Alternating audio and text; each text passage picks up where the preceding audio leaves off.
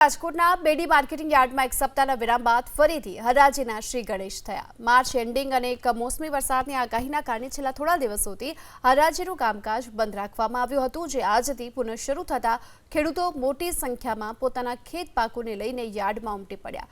જો કે હજુ પણ વરસાદની સંભાવનાને જોતા યાર્ડ પ્રશાસન તકેદારી રાખી રહ્યું છે અને હાલમાં માત્ર જે પાકો શેડની અંદર સુરક્ષિત રાખી શકાય તેમ છે તેની જ આવક શરૂ કરવામાં આવી છે અને ખુલ્લા પટમાં રાખવા પડતા ઘઉં, ધાણા, મરચા જેવા પાકોની આવક આગામી સૂચના ન મળે ત્યાં સુધી બંધ રાખવાનો નિર્ણય લેવાયો। આથી વરસાદને કારણે ખેડૂતોના માલને નુકસાન ન પહોંચે। માર્ચ એન્ડિંગ અને કમોસમી વરસાદની આગાહીના કારણે છેલ્લા થોડા દિવસોથી હરાજીનું કામકાજ બંધ રાખવામાં આવ્યું હતું, જે આજથી પુનઃ શરૂ થતાં ખેડૂતો મોટી સંખ્યામાં પોતાના ખેત પાકોને લઈને યાર્ડમાં ઉમટી પડ્યા। જો કે હજુ પણ વરસાદની સંભાવનાને જોતા યાર્ડ પ્રશાસન તકેદારી રાખી રહ્યું છે અને હાલમાં માત્ર જે પાકો શેડની અંદર સુરક્ષિત રાખી શકાય તેમ છે તેની જ આવક શરૂ કરવામાં આવી છે અને ખુલ્લા પટમાં રાખવા પડતા ઘઉં, ધાણા, મરચા જેવા પાકોની આવક આગામી સૂચના ન મળે ત્યાં સુધી બંધ રાખવાનો નિર્ણય લેવાયો। આથી વરસાદને કારણે ખેડૂતોના માલને નુકસાન ન પહોંચે।